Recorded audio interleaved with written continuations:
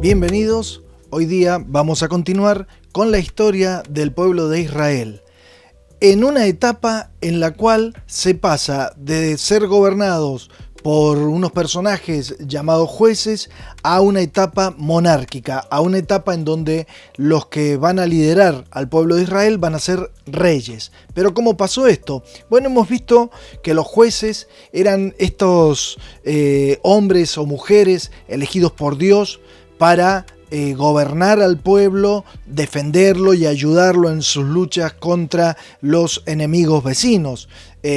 Algunos de los más importantes, Débora, Sansón, Otoniel, que fue el primero, y el último de ellos fue Samuel. Como hemos venido viendo, ya habiendo pasado el Pentateuco, habiendo pasado el libro de Josué que nos contaba la conquista de la tierra prometida, vimos luego del libro de Josué que venía el libro de los jueces, donde se nombra toda esta etapa liderada por los jueces para hacer justicia y gobernar a las 12 tribus de Israel. Pero llega un momento especial en donde el protagonista va a ser este juez que va a ser el último de los jueces de Israel, que es Samuel. Lo interesante de la historia de Samuel es que la Biblia nos cuenta su historia incluso desde antes de nacer, del deseo de su madre de tener un niño y no podía tener un niño, como le pasa a muchas mujeres en la historia de la Biblia. La mamá de Samuel, Ana, no podía tener y le pide al Señor en el templo que la bendiga para que tuviera un hijo, y le promete que si le da un hijo, ese primer hijo va a ser puesto al servicio de Yahvé. Dios la escucha, ella queda embarazada y efectivamente a los 3 años lleva al pequeño Samuel al templo, a la carpa del encuentro, no era un templo de piedra todavía, a la carpa donde se daba culto a Yahvé, y allí al sacerdote Elí le deja encargado al pequeño Samuel. La vocación de Samuel está contada en el libro, hay 2 libros con el nombre de Samuel. En el primer libro de Samuel, en el capítulo 3, desde el versículo 1 al versículo 10, vamos a encontrar narrada la vocación de Samuel. Yo te pido que pongas en pausa el video y lo leas, así puedo yo continuar. Entonces doy por leído este capítulo, estos versículos, son 10 versículos del capítulo 3, en donde vemos cómo Samuel, ya al servicio de Elí, es llamado por Dios, ¿sí? Es elegido específicamente por el Señor, que lo llama mientras él está durmiendo, y como él no sabía quién lo llamaba, iba a Elí preguntándole si lo había llamado él, pero cuando finalmente Elí le dice no, debe ser Dios que te está llamando, él contesta con estas palabras que ojalá sean las nuestras y fueron las de la Virgen María: habla, Señor, que tu servidor escucha. Él va a ser más grande, va a ser famoso por su espíritu de profecía, por su sabiduría para gobernar, y va a gobernar como juez hasta el final de su vida.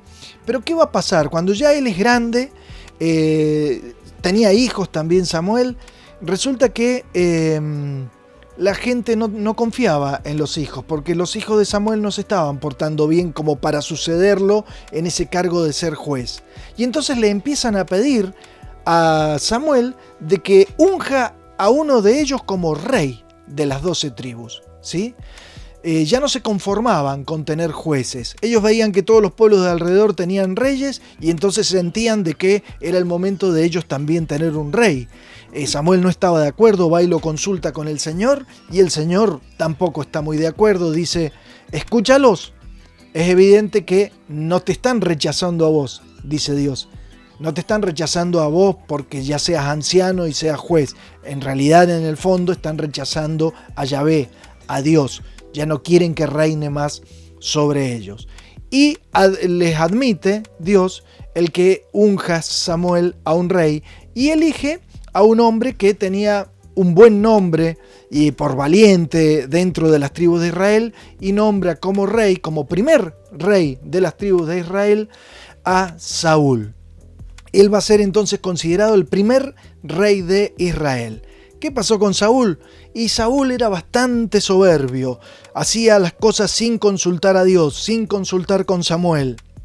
No fue fiel a Dios y entonces Dios le retira su favor y le dice Dios a Samuel de que va a elegir a otro rey según el corazón de Dios, no según lo que opina la gente o lo que opinaban las tribus. Porque a Saúl lo eligieron porque era muy valiente, era fuerte, era guerrero, se había desempeñado muy bien en las guerras.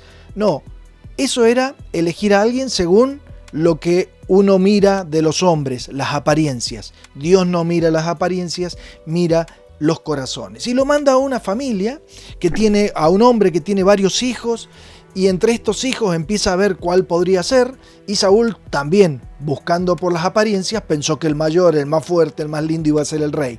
Sin embargo, Dios elige al más pequeño de todos, que ni siquiera estaba en la casa cuando fue Samuel a ver cuál de estos iba a ser el rey, sino que era el más pequeño, y el pequeño era pastor y estaba en el campo. Lo hace traer y Dios le dice: este es mi elegido para ser ungido como rey.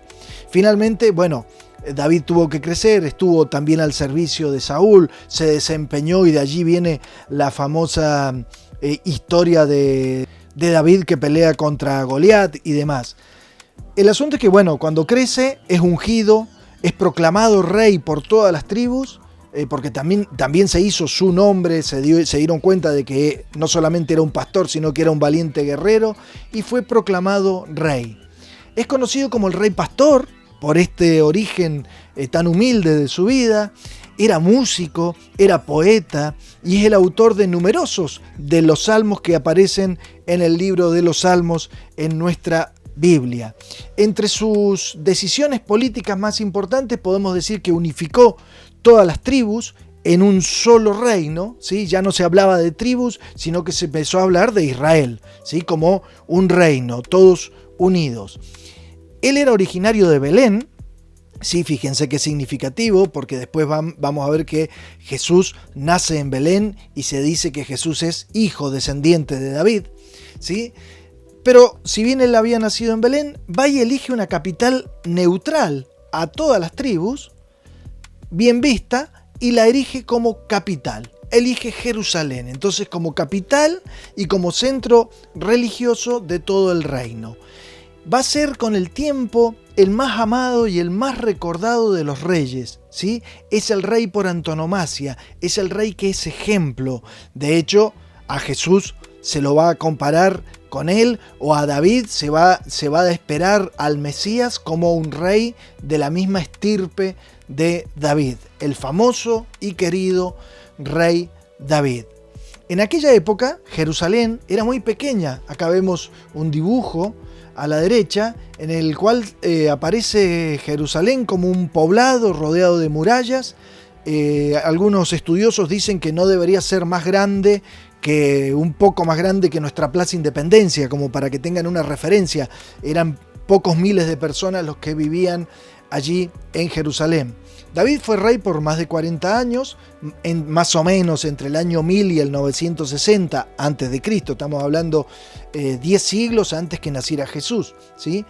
Jerusalén va a pasar a ser muy famosa y por eso se la conoce como la ciudad de David, porque él es el que la erigió como capital. Ya existía, no es que él la fundó, pero él la eligió como capital. Y esto es lo que les decía recién. José es descendiente de la familia de David, y por eso Jesús, por su padre adoptivo, se le va a decir que a Jesús que es el hijo de David. Por eso David también será figura del Mesías y del Salvador, del Rey Salvador. David quiso construir allí un templo. Dios no quiso que él construyera su templo, sino que le dijo que él le iba a construir un templo que iba a durar eternamente, ¿no? Una cosa figurada de lo que iba a ser después la iglesia. Pero bueno, yendo un poco más a su vida privada, diríamos, tuvo algunas, no todo fue gloria, no todo fue excelencia. tuvo algunos problemitas también. Entre ellos es que se enamoró de la esposa de un general de su ejército y bueno, hizo una jugarreta allí para que el general, él no lo mató, pero lo mandó a las primeras líneas en una batalla. El pobre murió en la refriega y bueno, la mujer queda viuda y entonces él aprovecha y se casa, ¿no? Luego Dios le echará en cara esto que él ha hecho y él se arrepiente y llorará mucho este pecado, ¿no? De hecho, el Salmo número 50, conocido como Miserere, que significa misericordia, porque la primera palabra que aparece en el Salmo es escrita por David a raíz del arrepentimiento, ¿no? Bueno, con Betsabé tiene hijos. Cuando él ya va llegando anciano, ya nombra al segundo hijo que tiene con Betsabé, que es Salomón, y Salomón quedará como el sucesor de su padre David. Hereda este reino ya unificado y ya floreciente, ¿sí? Él fue el tercer rey de esta monarquía unida, pero vamos a ver que es el último rey de la monarquía unida. Entonces, Saúl, David, Salomón. Después de esto ya vamos a ver que las tribus se dividen, que el reino se divide. Es conocido como el rey constructor. ¿Por qué? Embellece muchísimo Jerusalén, ¿sí? Y sobre todo se lo conoce porque construye el primer templo de Jerusalén. El famoso templo de Jerusalén, el primero de ellos, fue construido por el rey Salomón. Este es una maqueta, un dibujo del primer templo o templo de Salomón. También fue famoso por su sabiduría. Es famosa la historia aquella de dos mujeres que vienen a pelearse por su hijo y entonces él, para ver cuál era la madre verdadera del hijo, dice, bueno, vamos a dividir al hijo en dos con un hacha, le damos un pedazo a cada uno y así se quedan conformes. Obviamente la que era madre verdadera dijo, no, por favor, prefiero que se lo lleve ella a mi hijo antes de verlo muerto. Y la otra decía, bueno, dale, a mí qué me importa. Entonces ahí Salomón se dio cuenta de quién era la verdadera madre. Esto es conocido y hoy día todavía se usa, el juicio salomónico, ¿no? Darse cuenta con alguna estrategia de cuál es la verdad y poder hacer verdadera justicia. Entonces era famoso porque era capaz de averiguar cuál era la verdad de las cosas y hacer verdadera justicia. Pero tuvo sus peros también, así como los tuvo su padre, con la diferencia que su padre se arrepintió y no tanto. Salomón no fue fiel a la alianza con Dios. Empezó a hacer muchas alianzas con otros pueblos que tenían otros dioses. Levantó los impuestos para poder embellecer a Jerusalén y armar un gran ejército. Levantó mucho los impuestos al pueblo, lo forzó a trabajar. Se casó con muchas mujeres y muchas mujeres de otros países, de otras naciones que tenían a la vez sus dioses, y él permitió que estas mujeres y estas otras familias armaran altares a dioses extranjeros, incluso dentro del reino de Israel. Y todo esto fue haciendo que Salomón fuera cayendo ante los ojos de Dios, y también que el pueblo estuviera enojado con el propio Salomón, sobre todo por el tema de los impuestos y del trabajo forzado. A la muerte del rey Salomón, sus hijos se pelean. ¿Por qué se pelean? Bueno, se pelean porque el que lo sucede en el trono a su padre es uno de los hijos llamado Roboam.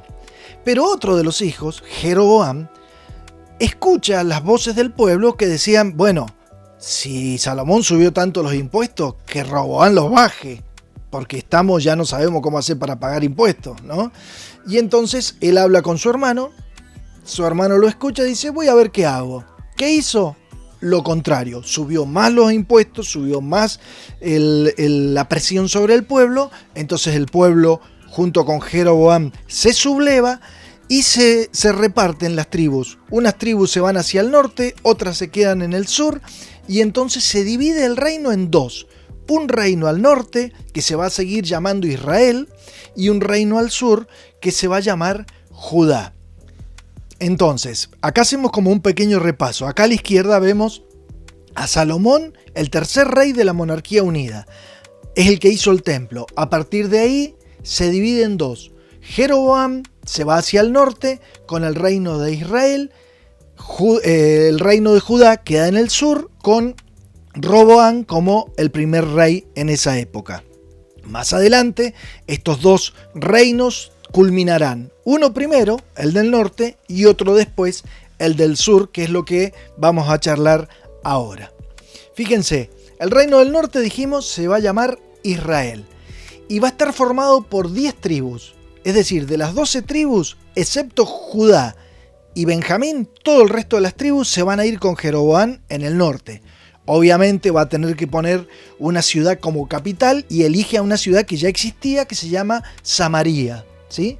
Pero, ¿cuál era el problema que tenía? No tenían templo. El templo donde estaba el culto a Dios, el culto a Yahvé, estaba en Jerusalén. Entonces tiene que poner un lugar de culto alternativo, diríamos, allí en Samaria. El primer rey será Jeroboam. En tanto en el sur, que se va a llamar a partir de ahora Judá. ¿Por qué? Porque la principal tribu de las dos que quedaron era Judá, la que tenía más gente. Judá y Benjamín son las dos tribus que conforman este reino, siguen manteniendo la capital en Jerusalén, obviamente siguen teniendo el templo de Dios allí, y el primer rey será Roboam. Ahora bien, estos reinos, yo les dije recién, más adelante terminan siendo destruidos, pasan muchos años. El reino del norte llega hasta el año 722 antes de Cristo, dura más o menos 250 a 300 años, lo cual indica que hay muchos reyes. Ustedes van a ver en un listado que yo les voy a dejar al final de la clase que hay muchos reyes en todo este tiempo que se van sucediendo. La mayoría de los reyes del norte son bastante maltratados por la historia que aparece en la Biblia, ¿sí? El reino del norte finalmente es vencido por el imperio asirio, que ocupa todo el norte, en el año entonces 722 a.C. Los pocos que sobreviven son dispersados entre los pueblos del norte. Se pierden, digamos, en la diáspora y no vuelven al sur. Solo muy poquitos se van hacia el sur, hacia Judá. En tanto que el reino del sur duró 150 años más, hasta el 586 a.C. Pero ¿cuál es el problema que tenían? Principalmente el imperio babilónico, muy fuerte, muy grande. Muchas veces están atacando, hasta que finalmente, en el año 586 aproximadamente antes de Cristo, terminan de destruir Jerusalén y destruyen totalmente el templo de Jerusalén que había construido, acuérdense, Salomón. Los sobrevivientes, y esto es muy importante, algunos sobrevivientes quedan allí en la zona ahí de Judá, especialmente campesinos y demás, pero entre la casta gobernante, digamos, de los que no murieron, los más importantes los deportaron hacia Babilonia. El templo es destruido y los que sobreviven se los llevan exiliados a Babilonia. Fíjense, se da el camino inverso que hizo Abraham. Abraham salió de la zona donde después será Babilonia, ahí del río Éufrates, el río Tigris, hacia la tierra prometida. Bueno, ahora lamentablemente son deportados, llevados presos, esclavizados y llevados de vuelta a Babilonia. Todo esto es contado en el libro. Todo lo que vimos de la monarquía unida es contada principalmente en los libros 1 y 2 de Samuel, pero toda la parte de la monarquía dividida del reino del sur y del reino del norte está contado en los 2 libros de los reyes y en los 2 libros de crónicas. Va a parecer que las promesas de Dios nuevamente han quedado en nada, porque habían crecido como un pueblo, habían llegado a ser un gran reino poderoso y resulta que ahora están desarmados, exiliados, ¿sí? Y fuera de la tierra prometida. ¿Alguna vez podrá volver a restaurarse este reino soñado, este reino davídico de David tan soñado? ¿Irán a poder volver a Jerusalén a reconstruirla, a reconstruir el templo? Ya vamos a ver en la próxima clase que Dios no se ha olvidado de ellos, que Dios de alguna manera los va a venir acompañando con la figura de otros personajes que aparecerán, que son los profetas, y también los va a seguir acompañando en el futuro. ¿Cómo vamos a seguir ahora? Bueno, como les dije, les dejo allí, o ya se los he dejado, los reyes tanto de Judá como de Israel, pero van a completar un cuestionario en el aula virtual que va a valer 80 puntos y que se suma a los 20 puntos que vimos en la clase anterior. Todo esto va a formar lo que se va a llamar Trabajo Práctico 8, Jueces y Reyes. El lunes 12 sabemos que es feriado, el 12 de octubre, y el 19 tendremos entonces un examen y les agregaré una clase en video. ¿Cuáles son los temas del examen? Vamos a tomar desde Josué y la conquista de la tierra prometida hasta todo lo que hemos visto del cisma y el exilio en Babilonia. Les voy a dar 60 minutos. Así que tienen, digamos, 2 semanas ustedes para estudiar para que ese lunes podamos efectivamente realizar este examen. Muy bien, eso ha sido todo por hoy. Hasta la próxima, que será el examen, y después continuaremos, y ya queda muy poquito para ir redondeando y terminando nuestro curso de Formación Integral Cristiana 1. Hasta entonces, que Dios los bendiga.